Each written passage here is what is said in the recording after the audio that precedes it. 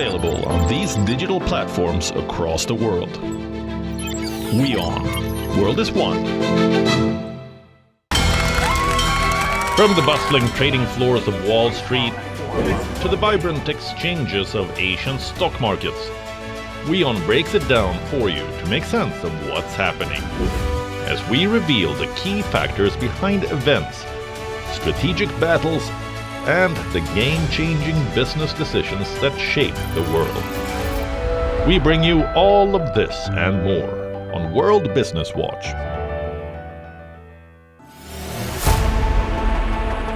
Know more, understand better, think ahead. Hello and a very warm welcome. You are watching Gravitas with me, Molly Gambhir.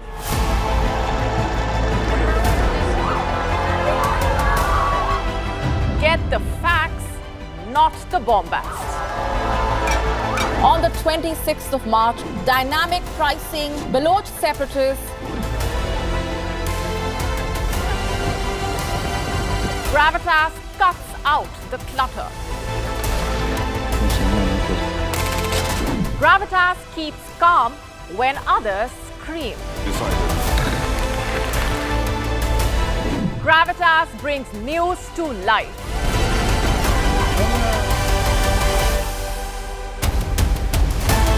Weekdays, 9 PM IST, 3:30 PM GMT. Gravitas. Seeing is believing.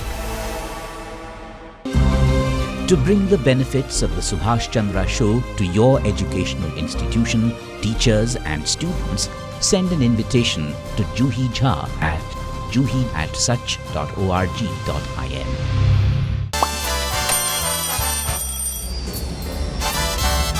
Vielleicht nur als 5%.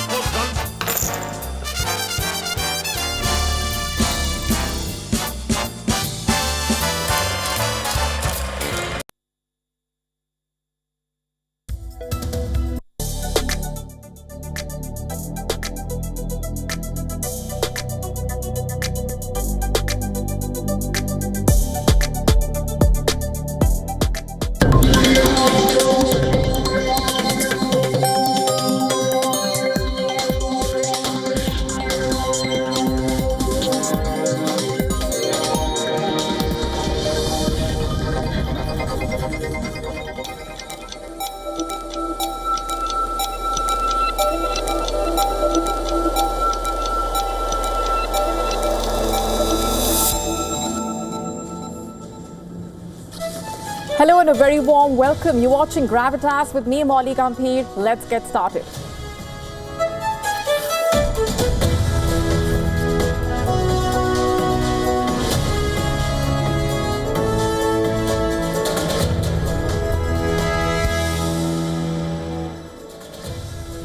Our top story tonight on Gravitas focuses on the Russia-Ukraine war. Is it ending anytime soon, you ask?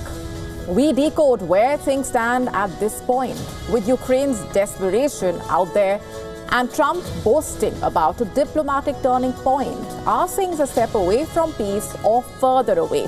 We look at the bigger picture in just a bit. And here's a look at what else is lined up for you on the show tonight. China says it is ready for any kind of war with the United States. We decode the implications of Trump's tariff moves. We tell you all about Trump's Golden Dome missile shield, with Trump asking the Congress to fund a state-of-the-art Golden Dome missile defense shield. What is it all about? An actor in India has been arrested at the Bengaluru airport for alleged gold smuggling. We tell you all that you need to know. This and more coming up.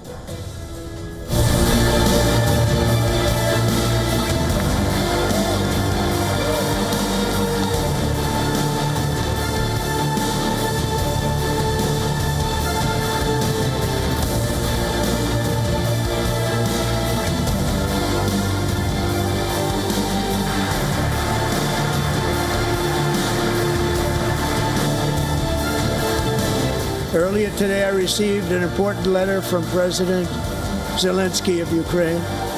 The letter reads, Ukraine is ready to come to the negotiating table as soon as possible.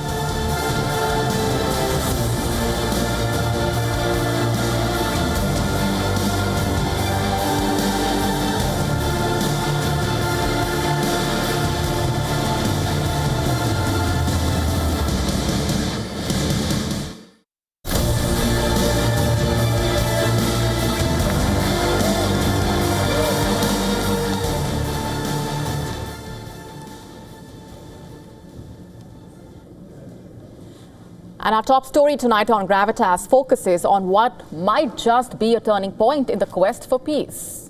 Where do things stand right now? Just have a look at what's happened a short while back. After suspending military aid, Washington has now brought all intelligence sharing with Ukraine to a halt. Just a short while back, in fact, the CIA director confirmed this while speaking to Fox Business. When asked about whether the US had cut off its cooperation with Ukraine, the CIA chief said that US President Donald Trump had asked for the pause to see if Ukraine was indeed ready to work towards resolving the conflict with Russia. Remember, just yesterday, Zelensky reversed his hardline position, offered terms for a partial ceasefire with Russia, but it's an offer that crucially omits any demand for Ukraine's lost territories in a way. And Trump declaring that both Russia and Ukraine are ready for peace. The question still is, will this bring them closer to peace or take them further away? Here's a report about all that's happened.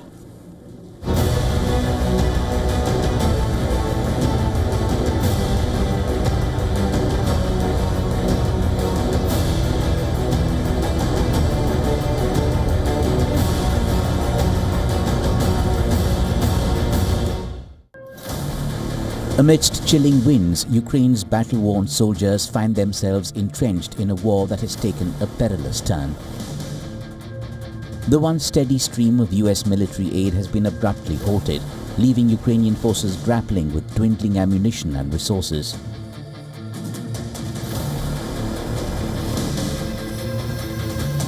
These images of Ukrainian soldiers in Pokrovsk throwing a beehive at Russians after running out of grenades shows the desperation. Lack of critical arms such as rockets and armored vehicles threatens to render Ukraine's defense against Russian forces untenable within months. This depletion not only affects immediate combat readiness, but also undermines the morale of the Ukrainian forces, who now face an increasingly uncertain battlefront.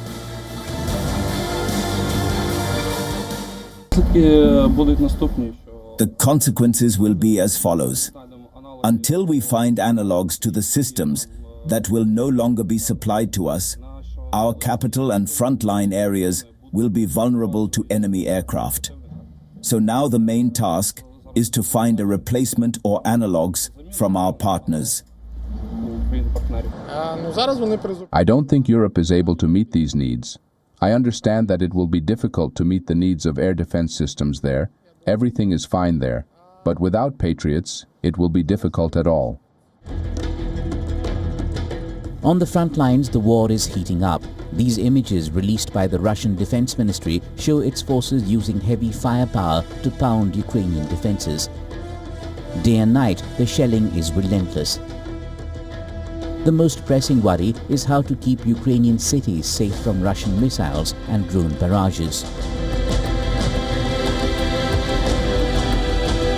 The US military support is crucial even for cities that are far from the front line. For example, for cities like Kyiv, where the air defense is essential to protect the capital. And the US supplies the missiles for the Patriot systems, the only one that are actually able to intercept ballistic and hypersonic missiles that Russia launches regularly. And without these missiles, the capital as well as other cities in Ukraine are vulnerable, and especially the civilian infrastructure is exposed to those missiles.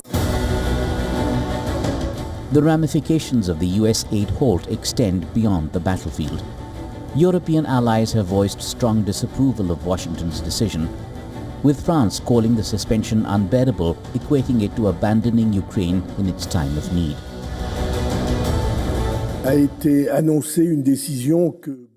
The suspension in war of assistance to an aggressor country signifies that the aggressor country is being abandoned and that one accepts or hopes that its aggressor wins. This is obviously intolerable for France and for all of us, for Europeans and for all those who are attached to the United Nations Charter, for example. It's obviously absolutely unbearable. Paris is now proposing a joint Macron-Starmer-Zelensky visit to the US. It would be up to the White House to approve such a visit. Bureau Report, WION World is One. America is back.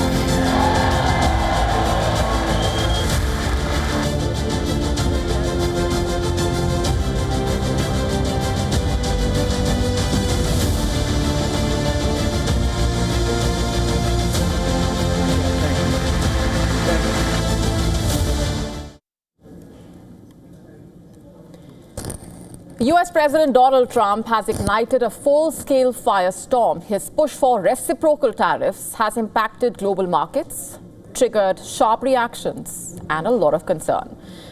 But perhaps most importantly, it has resulted in a rather angry response from China.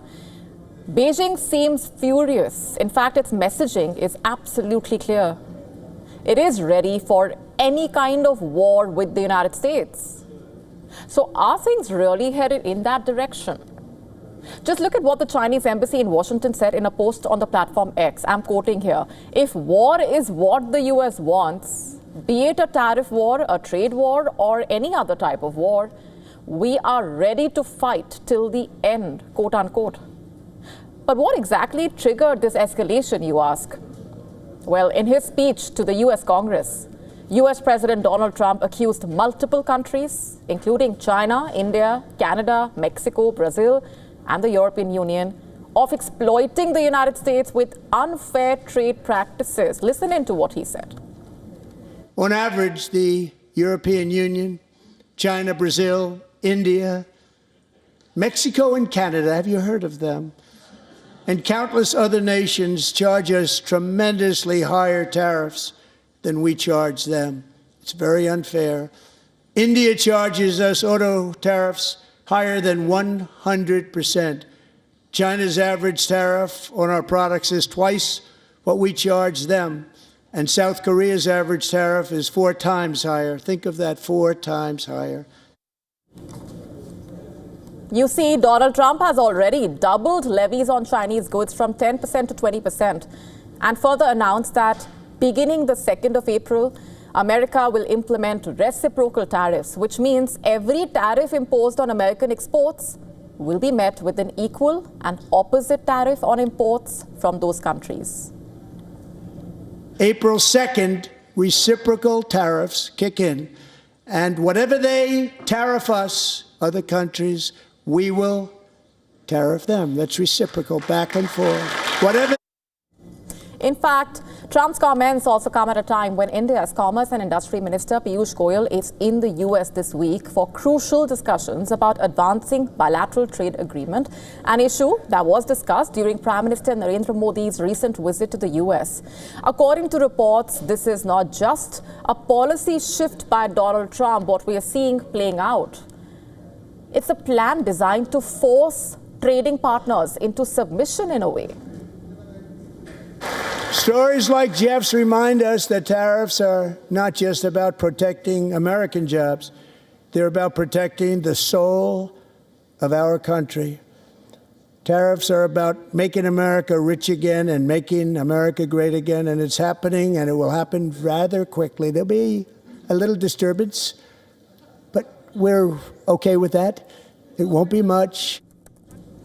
In fact, according to Trump, tariffs are about making America rich again and making America great again. You heard those words. But just look at the immediate fallout. What are things looking like? Wall Street took a nosedive. The S&P 500 dropped to its lowest level since before the 2024 election, perhaps reflecting investor concerns. In fact, according to reports, financial markets worldwide are reeling with investors pulling back amid fears of an all-out trade war. And as for economists, American businesses, already struggling with inflation and supply chain disruptions, now face even higher costs and economic uncertainty. And by the way, that's just one part of the fallout. Look at this reaction coming in from Canada. Justin Trudeau has accused Trump of trying to sabotage Canada's economy. At the moment, the U.S. tariffs came into effect in the early hours of this morning. and so did the Canadian response. Canada will be implementing 25% tariffs against $155 billion worth of American goods. Now, it's not in my habit to agree with the Wall Street Journal, but Donald, they point out that even though you're a very smart guy, this is a very dumb thing to do. According to reports, Mexico and the European Union are also preparing retaliatory measures, targeting American industries with tariffs of their own. Meanwhile, both Canada as well as China have reportedly taken the tariff matter to the World Trade Organization against the United States. Financial analysts at this point are cautioning that what we are seeing now is just the beginning, stating that global markets are volatile, but the real damage could come in the months ahead as companies scramble to adapt and international trade slows down, adding that a full-blown trade war could push the world into recession with no clear winners as such. So with tariffs becoming weapons in a way, is Trump not only straining diplomatic ties but also threatening the stability of an already fragile global economy with his moves? Will Trump's gamble pay off, or will it result in matters spiraling out of control?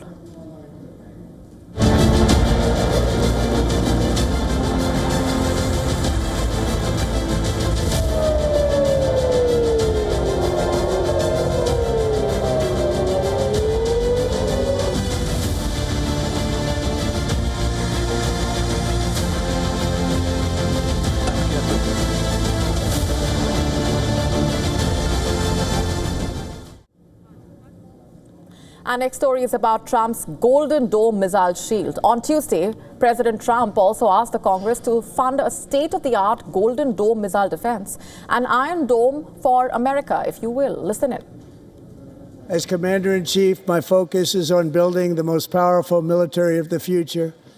As a first step, I'm asking Congress to fund a state-of-the-art Golden Dome missile defense shield to protect our homeland, all made in the USA.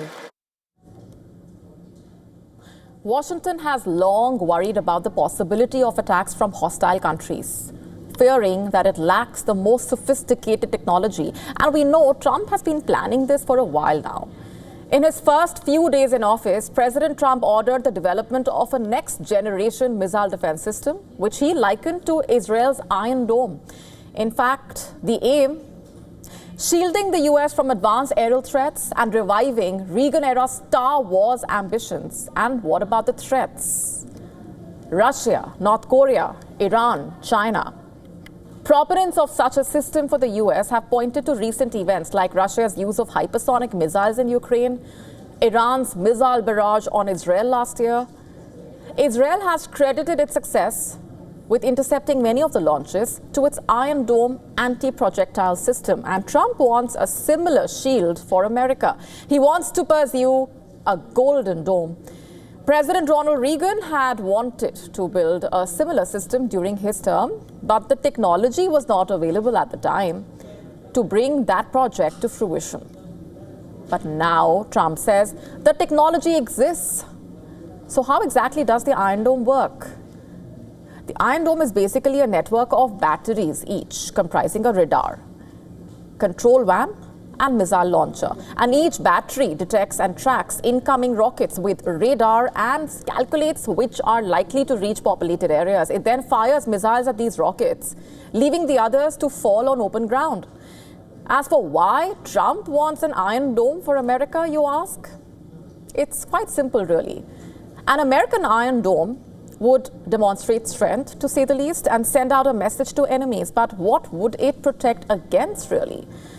For starters, ICBMs, or intercontinental ballistic missiles, that many of America's enemies, including China, already have. ICBMs are the most likely threat to the US as they can travel at incredible speeds above the atmosphere and re-enter to hit targets in America. Just to be clear, the Iron Dome system used by Israel has zero capability to actually intercept an ICBM. It seems then that America wants a bigger and more effective missile shield than the Israel Iron Dome. As for whether it can actually happen, Since President Reagan announced his ambitious Strategic Defense Initiative in 1983, the US has paid more than $415 billion to military contractors and employed the best scientists to gain full air defense coverage. But nothing really has come close. Among the systems already in place in the US is the $53 billion ground-based mid-course defense program designed to knock down rogue long-range missiles from hostile countries like North Korea, China. It is a basic system of 44 ground-based interceptors deployed in Alaska as well as California. In ideal test conditions, they have been able to hit a target only half of the time, and according to the Center for Arms Control and Non-Proliferation, whatever is missed by these interceptors basically falls to the US Navy's Aegis system, which can protect about a third of the US at a time. And now experts have questioned the feasibility of deploying an Iron Dome-like system across the continental US. Unlike Israel, which is a small country, the US would need to defend its vast urban areas, military bases, critical infrastructure. They are spread across thousands of miles. Deploying the number of Iron Dome batteries required for such huge parts of US territory would be economically and logistically very challenging.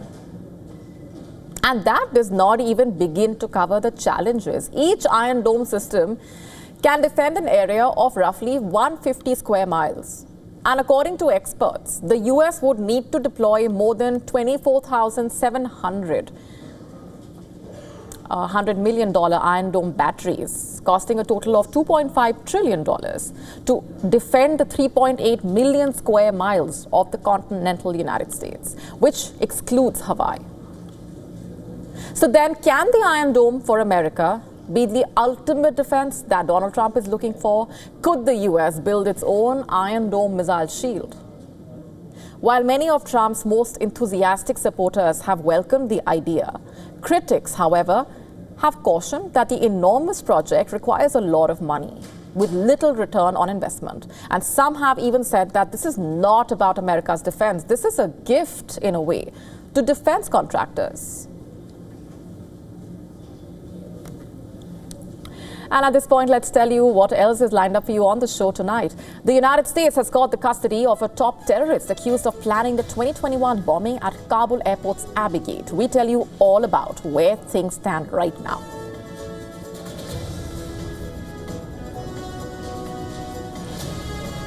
We also get to the story of the world's biggest iceberg. It has run aground. You heard that right. How exactly did that happen and what lies ahead? We answer that for you. This is a story you do not want to miss. Is lifting weights a sure shot way to tackle insomnia? We tell you what a study says and how you can improve your sleep.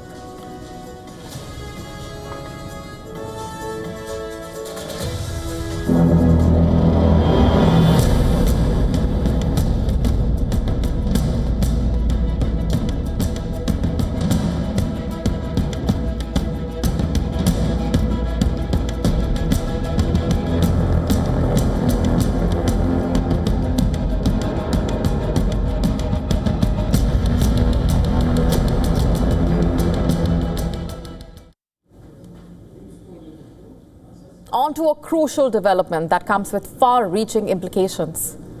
Russia is positioning itself as a key facilitator in discussions between the United States and Iran. The Kremlin has confirmed that future talks with Washington will include Iran's nuclear program, a topic reportedly mentioned in discussions between the US and Russia last month. Российская позиция заключается в том, что вот эту проблему ядерного досье Ирана нужно решать исключительно мирными политико-дипломатическими средствами. Мы считаем, что есть для этого потенциал, поскольку Иран – это наш союзник, наш партнер, страна, с которой мы развиваем комплексные, взаимовыгодные и взаимоуважительные отношения, то Россия готова сделать для этого все возможное. Соединенным Штатам об этом известно. While the Kremlin has not explicitly stated that it will mediate the negotiations, it has left little doubt that Iran will be a major point of discussion in the upcoming diplomatic exchanges. And this development follows US President Donald Trump's decision to ramp up economic pressure on Iran, aiming to cut off its oil exports entirely, with the goal of preventing Tehran from developing a nuclear weapon, an accusation that Iran has repeatedly denied. Meanwhile, the Kremlin further stated that the Iranian nuclear issue should be resolved strictly through diplomatic channels, emphasizing that Moscow sees diplomatic potential in diffusing tensions and is prepared to do everything possible to facilitate a peaceful resolution. Тема Ирана, она была в повестке дня, она затрагивалась, вместе с тем не детально. Как уже говорил мой коллега Ушаков, мы ожидаем отдельных дискуссий по этой теме. Собственно, это то, что было предложено, сделать это отдельным направлением нашего диалога, наших консультаций в будущем. According to Russian state media, the Russian president is open to stepping in as a mediator, and discussions on the matter are ongoing. According to reports, Russia has strengthened its ties with Tehran, particularly since the beginning of the Russia-Ukraine war that started 3 years ago. In the month of January, both countries signed a comprehensive cooperation treaty, further solidifying their alliance, and this diplomatic maneuvering also comes amid a broader shift in US foreign policy under Donald Trump. Since taking office, Trump has taken a more conciliatory approach towards Russia, while on the other hand, the Trump administration has intensified efforts to isolate Iran. However, Trump has also expressed willingness to negotiate directly with the Iranian president, Masoud Pezeshkian. The White House spokesman said that the Trump administration remains open to dialogue with both allies and adversaries, but only from a position of strength. According to reports, Iran's foreign ministry confirmed the country's nuclear issue has been discussed both by the US as well as Russia. A UN watchdog recently said that Iran has escalated its uranium enrichment, bringing it extremely close to weapons-grade levels. So the crux of where things lie between the US and Iran reportedly traces back to the 2015 nuclear deal. You would know by now, it's formally known as the Joint Comprehensive Plan of Action. The agreement signed by the US, the UK, France, Germany, Russia, China lifted sanctions on Iran in exchange for restrictions on its nuclear program, just to put it simply.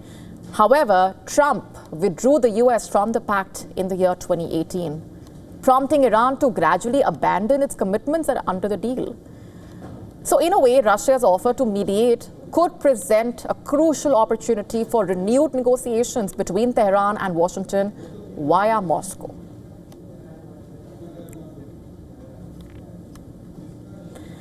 The US has got the custody of a top terrorist accused of planning the 2021 bombing at Kabul airport's Abbey Gate. 13 US service members and at least 170 Afghan civilians were killed in the attack. This marked one of the rare instances of cooperation between the CIA and the ISI after several years of strained ties. Addressing the joint session of the US Congress, President Donald Trump announced that the accused was captured in Pakistan and was on the way to the US to face justice. America is once again standing strong against the forces of radical Islamic terrorism. 3.5 years ago, ISIS terrorists killed 13 American service members and countless others in the Abbey Gate bombing during the disastrous and incompetent withdrawal from Afghanistan.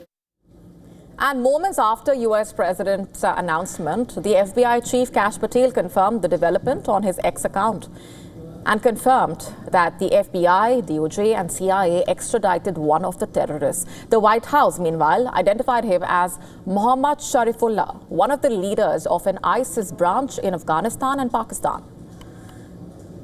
Sharifullah was allegedly involved in the planning of the bombing during the US withdrawal from Afghanistan in August 2021. Sharifullah was arrested by Pakistan Intelligence Service based on inputs provided by the CIA.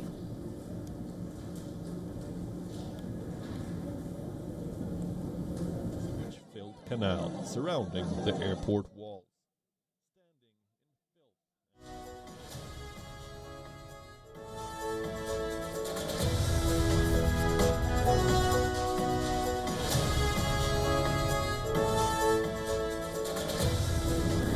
According to US media reports, Donald Trump has instructed the CIA director to prioritize capturing the perpetrators of the Abbey-Gate attack. One US official, in fact, said that the CIA director on his second day in office raised the issue during his first call with his Pakistani counterpart, Lieutenant General Asim Malik. He again pressed the issue with the Pakistani spy chief on the sidelines of the Munich Security Conference in mid-February. On the 23rd of February, the US was notified of Sharifullah's capture. Ratcliffe and FBI Director Kash Patel held a call with the Pakistani intelligence chief from the CIA headquarters. On the 25th of February, Washington and Islamabad agreed on the extradition of the Abbey-Gate attack mastermind. The two countries agreed to cooperate within 1935 treaty. Extradition between the US and Pakistan is governed by the extradition treaty between the US and the UK, which entered into force in 1935 and was adopted by Pakistan upon independence.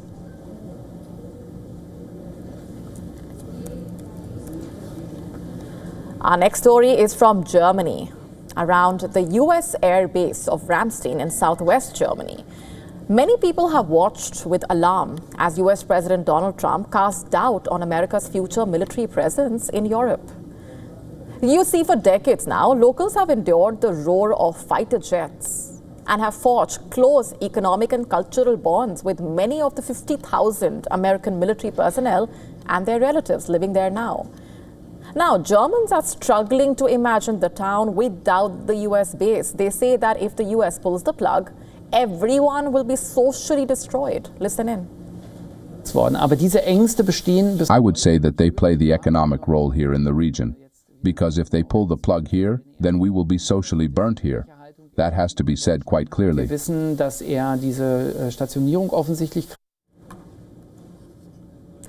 Many people are stunned, in fact, by Washington's new stance towards Europe, especially after US Defense Secretary Pete Hegseth warned the NATO allies last month not to assume the US troop presence on the continent will last forever. Many Germans, in fact, have long felt a sense of gratitude to the United States, which helped rebuild the country after Nazi Germany's World War II defeat and made the young democracy the location for many key Cold War bases. They say they were shocked to watch last week's White House clash in which Trump and Vice President J.D. Vance berated the Ukrainian President Volodymyr Zelensky, according to them. The wider sense of shock at the changing dynamics is palpable there, where many residents have lived shoulder to shoulder with American service personnel and their families for decades now. Viele gehen auch in eine deutsche Schule. Many of them also go to a German school, but they can't speak that much German. And I made friends in the class. Wirtschaftlich gesehen ist es sehr wichtig. So economically speaking, it's very important because lots and lots of people work there. My family itself, my granddad worked there, my uncle, my father, my husband is American. Now, economically speaking, Americans spend about 1.4 billion euros a year in the local economy. They've voiced hope that a US troop withdrawal would not come because it would basically leave an economic gap. So every tradesman, every plumber, every painter, for example, or every small business, including bakeries and taxi firms, everyone depends somewhere indirectly on the airport, of course, quite clearly on the airbase.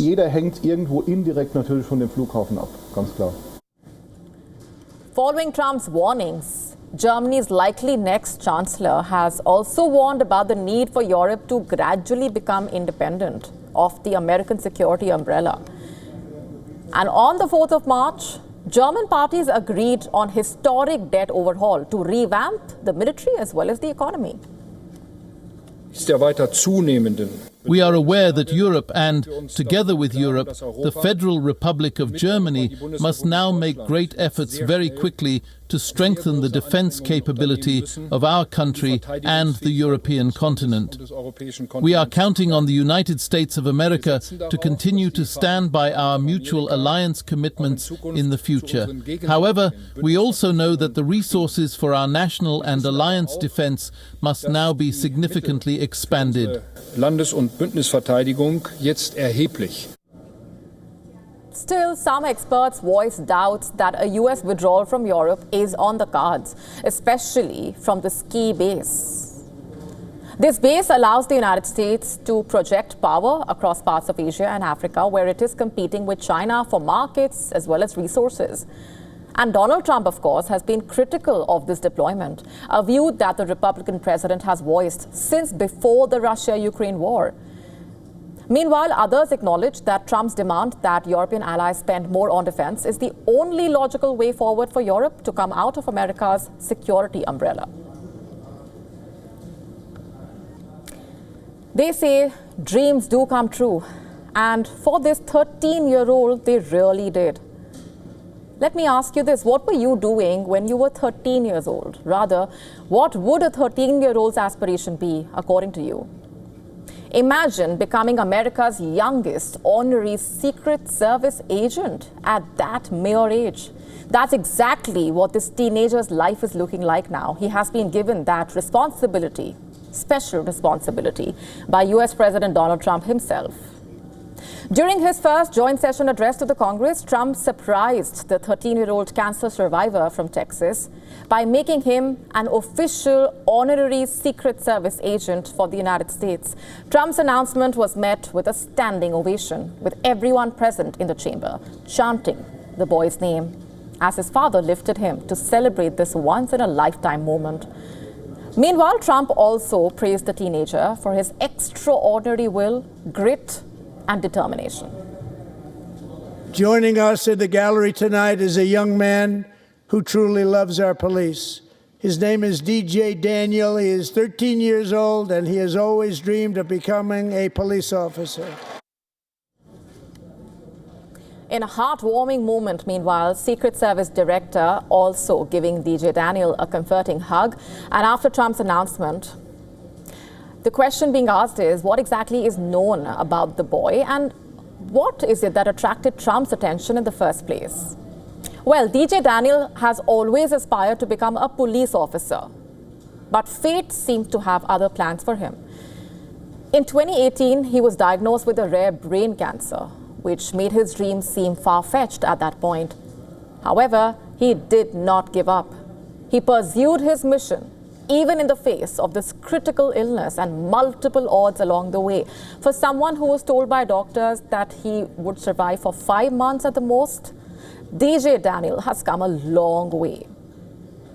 Post his diagnosis, he set out on a mission to raise awareness for childhood cancer and had been sworn in as an honorary officer at over 250 agencies across the country. And 6 years later, he has been made an honorary member of the US Secret Service.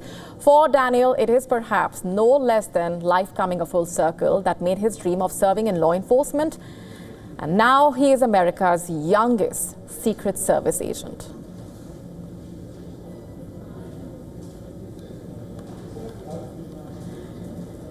The feeling of having a good night's sleep, isn't that a highly sought after feeling these days? What if there was a sure short way to get better sleep? Now, it's not some new activity or mantra. The answer is weight training, also known as resistance training. Of course, achieving better sleep is a mission that a lot of people have in common. It is known that exercise tires us out in a good way. It's good for us. It's also good for our sleep.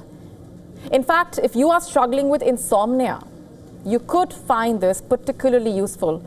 According to a study, exercise that strengthens muscles rather than aerobic or combination exercise is the most effective way to enhance your sleep quality. The study published in the journal BMJ Family Medicine and Community Health. What exactly did the study set out to do? To basically measure the impact of each type of exercise on sleep quality and identify the exercise that enhances sleep quality the most. And according to the authors, between 30% and 48% of seniors complain of sleepiness, while 12 to 20% have insomnia problems. That's a significant chunk. According to the study, sleeplessness has been linked to conditions including depression, anxiety. Also, the outcomes indicate that strengthening exercise is the most effective among others, followed by aerobic exercise and combination exercise. But all these types of exercise improve sleep quality. In fact, resistance exercise is known to have multiple benefits, like reducing your blood pressure, improving cholesterol, improving blood sugar as well, and reducing depression and anxiety, just to list out a few. Simply put, the takeaway is if you find yourself unable to sleep at night, if you're struggling, try lifting weights. And if you haven't already, try it. Also, if you want better sleep, which we all do. Also, there are some known ways to improve your sleep as well. In case you haven't tried these already or do not know about them, exercise, of course, is one of them. Also, putting away your devices, electronics, sticking with a schedule perhaps, and avoiding caffeine too close to when it's time to call it a day.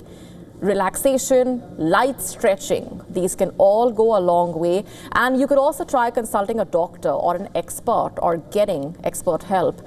A good night's sleep, after all, is a luxury, a necessary one.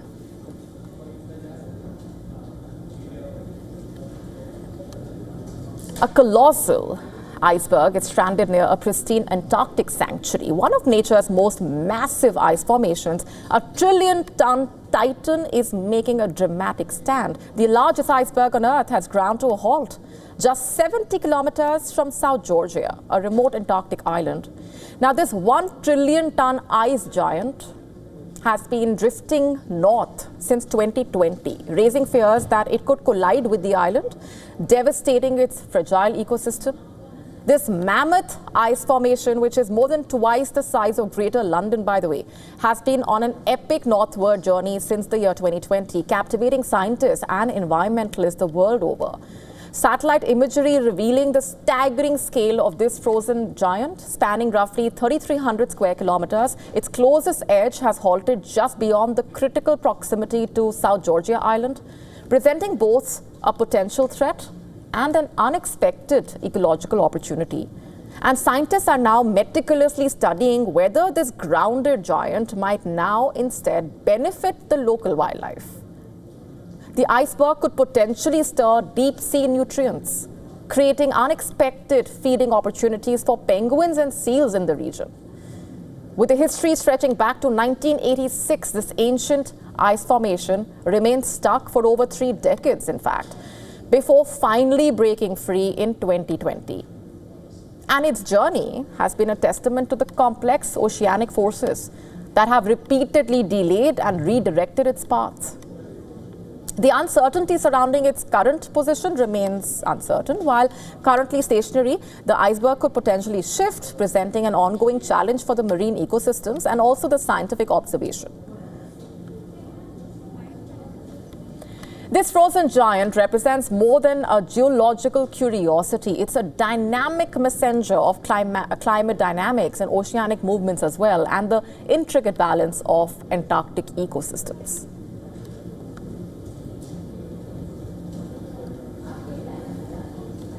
For the first time, NASA has successfully received GPS signals on the moon. You heard that right. This changes everything in a way. It basically means that future astronauts and robotic explorers could navigate the lunar surface as easily as we do here on Earth. Take a look. Imagine stark, grey expanse, no familiar landmarks, no street signs, just the endless cratered terrain. Imagine getting lost on the moon. A scary thought indeed. But now there is a new tech to the rescue. A whisper of Earth's technology reaching across the void. NASA, in a feat of audacious engineering, has successfully acquired and tracked GPS signals on the moon. This is not merely a technical accomplishment, it's seen as a paradigm shift. Suddenly, lunar navigation transitions from science fiction to practical reality. NASA and the Italian Space Agency have just cracked a major puzzle in space exploration. On March 3rd, their lunar GNSS receiver experiment successfully acquired and tracked Earth-based navigation signals on the moon. This is the first time GPS technology has extended beyond our planet, opening doors for future explorations on Moon, Mars and beyond. GPS works using signals from satellites orbiting Earth. But those satellites are designed for Earth-bound navigation, not deep space.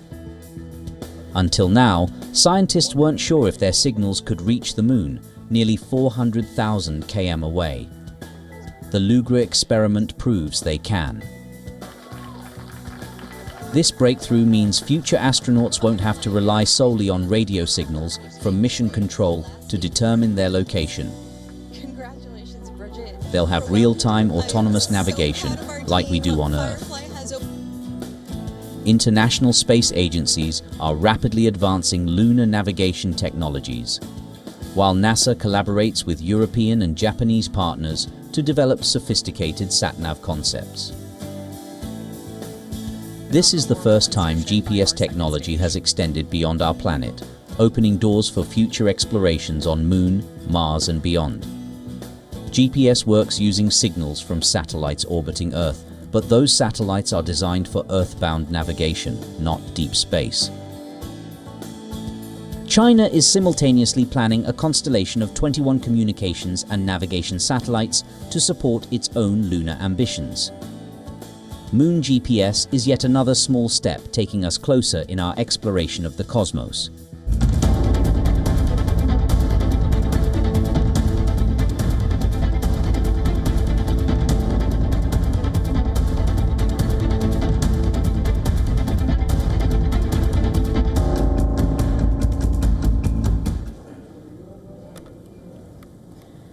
How do you feel about babies being grown in a bag?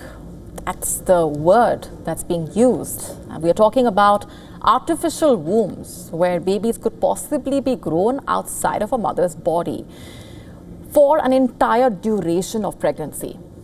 Reportedly, this is a concept opposed vehemently by most in the UK for reasons both ethical and the medical risks that this might entail. However, Gen Z under the age 25 seem to be gradually embracing it, as revealed by a new study. This comes as scientists push for permission to conduct human trials on whether developing fetuses can actually be supported outside of the mother's wombs. To gauge public reaction, the first large-scale survey has been carried out by Theos, a UK-based think tank, to test if this technology will be supported by the general public. And the reaction has been somewhat mixed, naturally. Out of 2,298 people asked whether they would support growing a fetus entirely outside of a woman's body, only 21% of the people supported it, while 52% opposed it. Among some of the other interesting findings is the fact that women were even less supportive than men. However, a welcome shift had been observed among the Gen Z, with the majority of them under 25 years of age seeming to be fairly open to the idea. But what exactly is an artificial womb? These are medical devices designed to give extremely premature infants a bit more time to develop in a womb-like environment before being born into the outside world. And these artificially made wombs have been tested with animals previously. However, experts suggest that animal models cannot fully predict how the technology will work for human beings, but if found successful in further trials, could prove to be a major lifeline in a way for premature infants who face a plethora of health issues lifelong. And this could also possibly save the baby from pregnancy-related complications and hence also prevent an early delivery in any case. However, such a technology comes with its own ethical challenges as well, such as babies transferred immediately to devices and separated from mothers right after birth, and a rise in early cesarean section, C-section, instead of a normal birth. Can scientists address these challenges in the future and offer Gen Z more progressive parenthood? Is that even the need of the hour?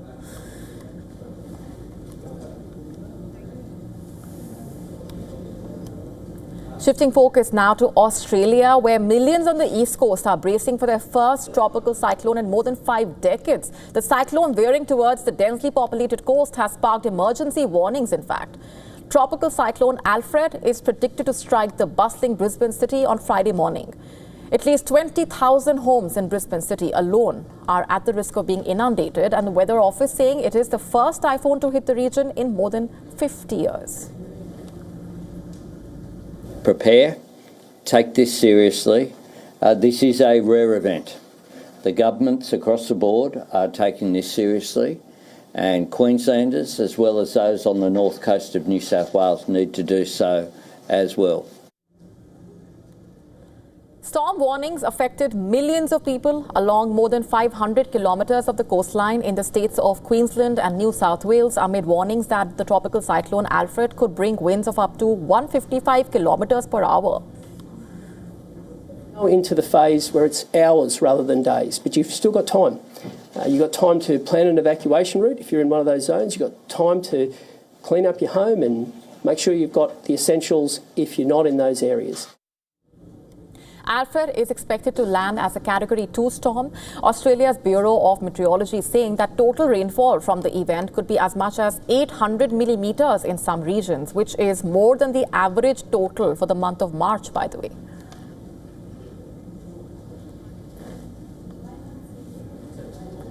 Rio's carnival continues to stun people on its 5th day. Mega floats, costumes, samba filled the streets. There have been some standout performances. The Grand Festival wrapping up this Saturday with the final parade of the winning samba schools. Take a look.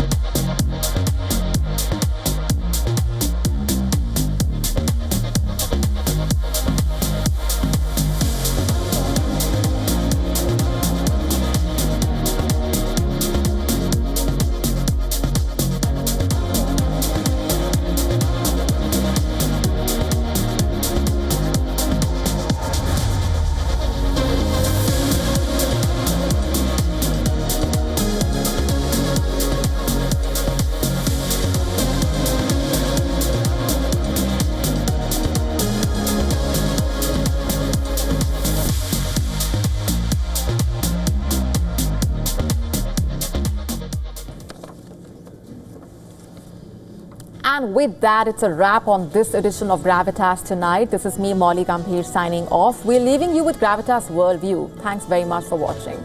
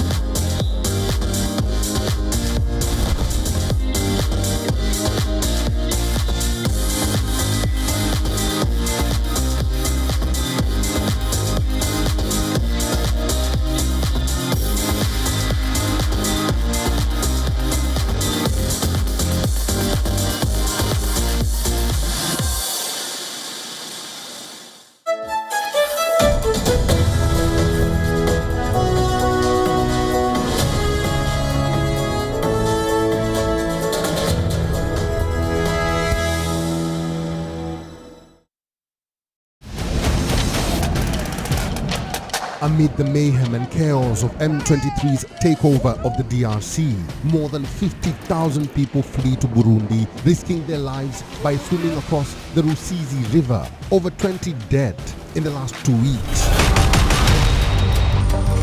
The US government's sudden decision to axe funding for HIV programs is a wake-up call for South Africa. The country's health minister says the cuts could lead to deaths. And the love life of South Africa's Zulu king has the country excited and in suspense, and has scandalized his socially conservative subjects as he messes with tradition by seeking a divorce. World of Africa at these times on WION. World is One.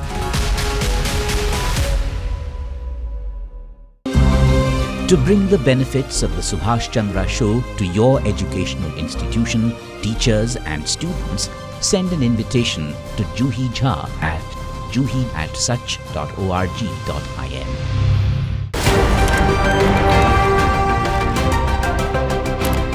Ready to dive into your daily dose of news? Bringing you what's trending in the West and all that's setting trends in the East. And all of this served up with a side of insightful banter. We don't just bring you the latest stories. We bring you your talking points for the day. And while you do that, from the busy streets of New York, I will provide you with deeper insights on the developments through the course of the day in the U.S. The show that keeps you ahead of the global curve. A conversation you'd want to be a part of. A place where news becomes an engaging exchange. We bring you stories that impact your present. This is World DNA. Join the conversation.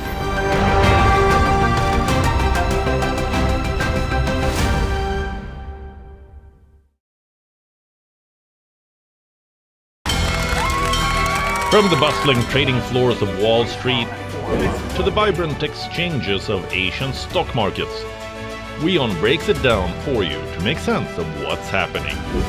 As we reveal the key factors behind events, strategic battles, and the game-changing business decisions that shape the world.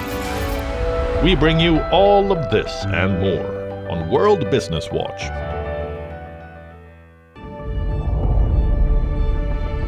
The Earth is sending distress signals. Wildfires, droughts, and melting glaciers. Can we reverse the damage? Explore the harrowing effects of climate change. It's a wake-up call. Global emergency. Climate Tracker on WION World is One.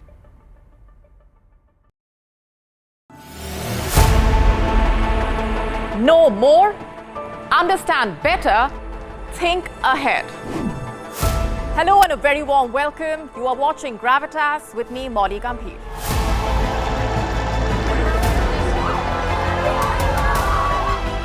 Get the facts, not the bombast. On the 26th of March, dynamic pricing, Baloch separatists, Gravitas cuts out the clutter. Gravitas keeps calm when others scream. Gravitas brings news to life.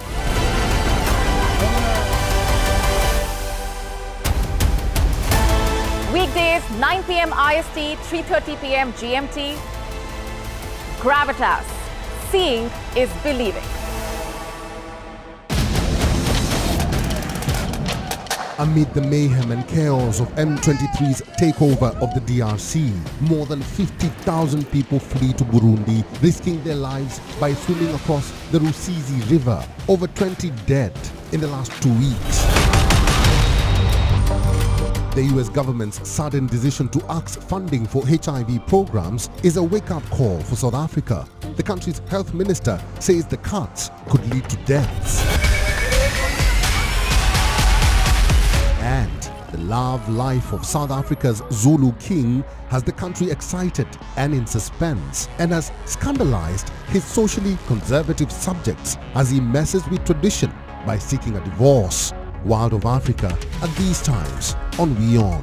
World is One.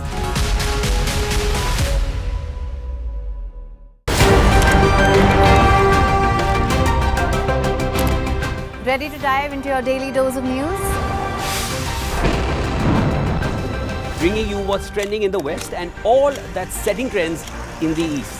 And all of this served up with a side of insightful banter. We don't just bring you the latest stories.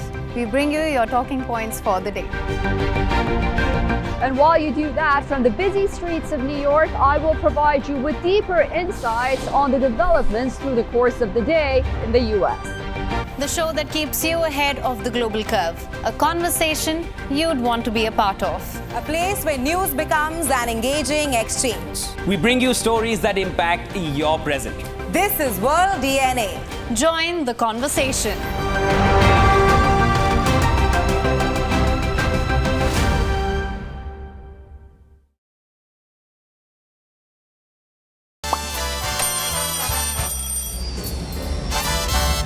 Vielleicht nur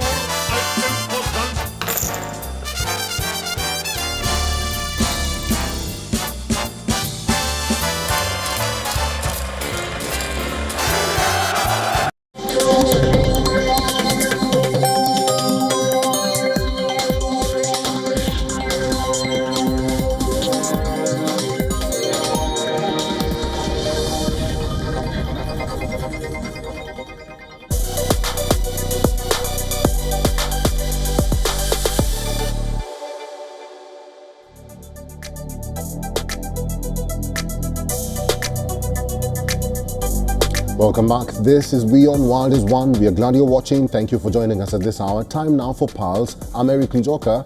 Let's begin with what has happened today. Reports say the Trump administration has been holding direct talks with Hamas over the release of US hostages held in Gaza and the possibility of a broader deal to end the war.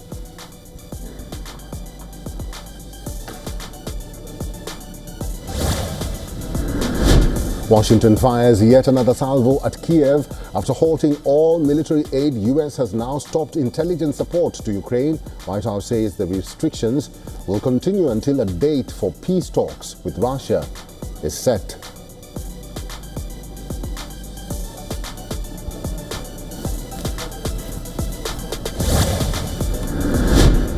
European Union leaders will meet in Brussels on Thursday to discuss defense support for Ukraine.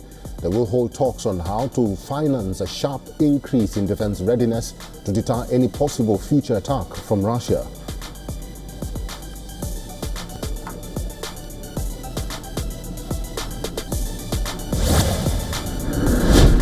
Romania expels 2 senior Russian diplomats a day after accusing Moscow of interference and slamming Russian secret services' criticism of the indictment of far-right presidential candidate.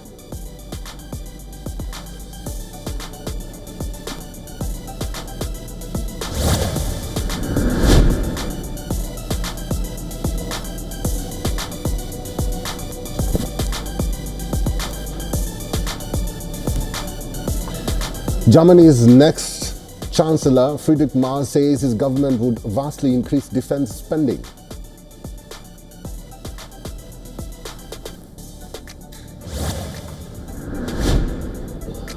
Greenland Prime Minister rejects US President Donald Trump's takeover plans for his country.